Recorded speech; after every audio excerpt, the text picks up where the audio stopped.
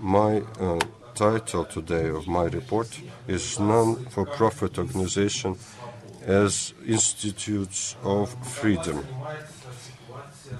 The focus of the report is Germany.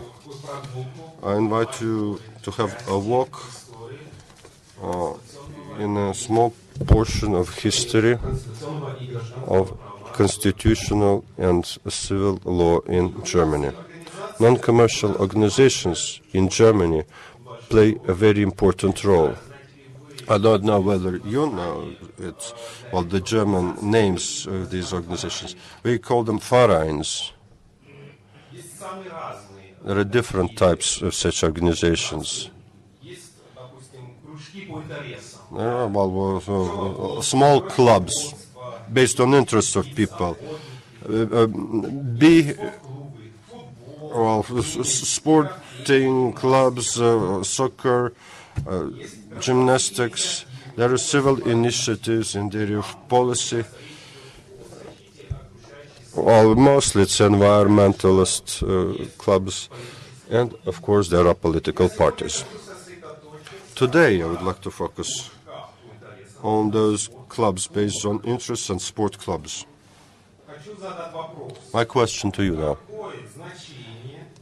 what is the role of non-profit organizations, these particular clubs and sport clubs, for politics and for politicians? What role do they play for them?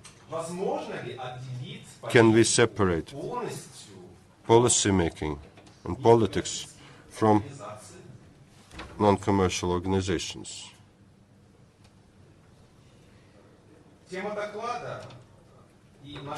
Well, this question does not require an answer right now, of course.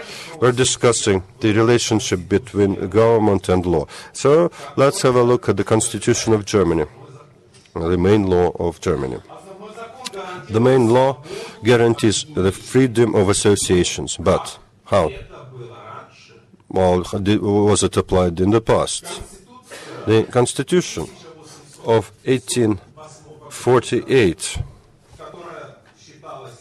which was considered a liberal constitution, was never enacted. It failed from the very start. Then another constitution, 1871, when the German Empire was established. That constitution did not guarantee freedom of associations. The Constitution of Weimar Republic, 1919, reinstituted that right of freedom of associations. Then the question arises, what happened between 1871 and 1919? On the 1st of January of 900, a civil code was enacted, which is still in effect. The civil code contains articles on non-commercial organizations. There are two types of such non-commercial organizations. The ones who are capable of exercising legal initiative and not having such right. What's the difference? The difference is based on the civil code, and the difference is colossal. It refers to this: who is responsible for damage?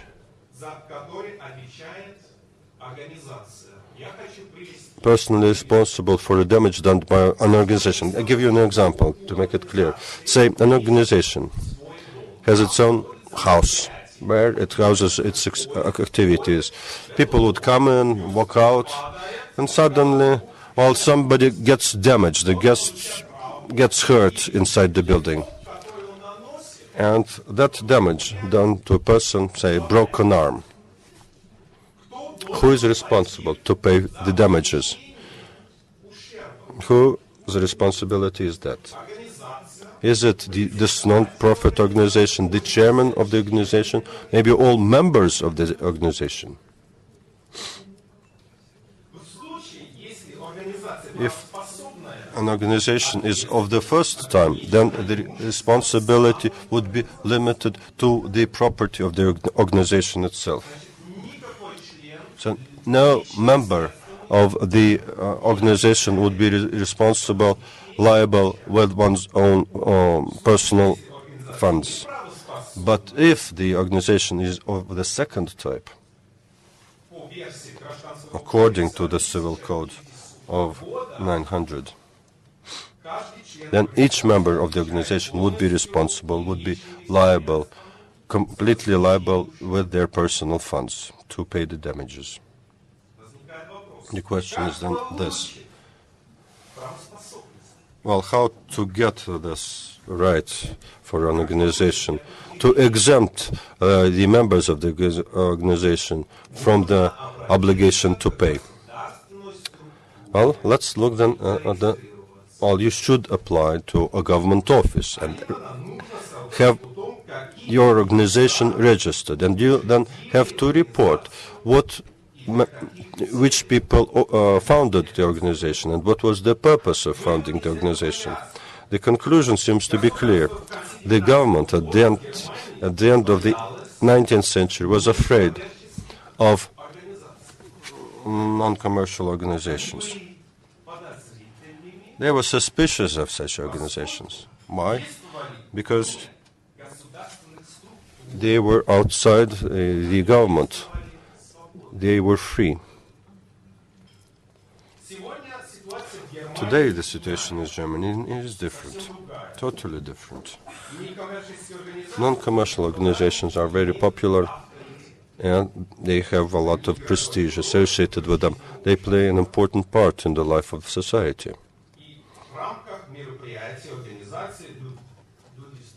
While within those organizations people meet, exchange opinion. So now let's get back to the very beginning. What's the meaning of non-profits for politicians and politics? First of all, non-profits is where people meet and where a certain attitudes are being formed. And that's why politicians visit these assemblies to show themselves there, to win people over on their side. Politicians are trying to make contact with different organizations. Politicians and parties are looking for new candidates, for new politicians for local elections. So let's take the chairperson of an organization with lots of members. It means that all of these members voted for this chairperson. It means that this chairperson is popular. He exerts his influence. And if the party can take that person, that chairperson, on board, then the party could be certain that all of the members of that non-profit organization would vote for that chairperson at the local election. So,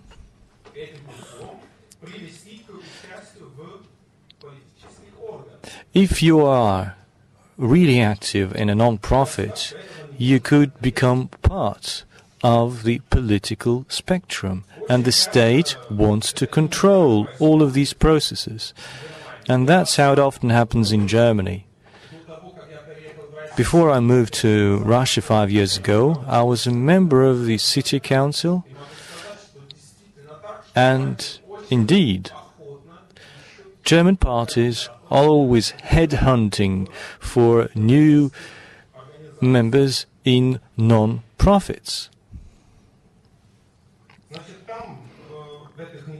So these non-profits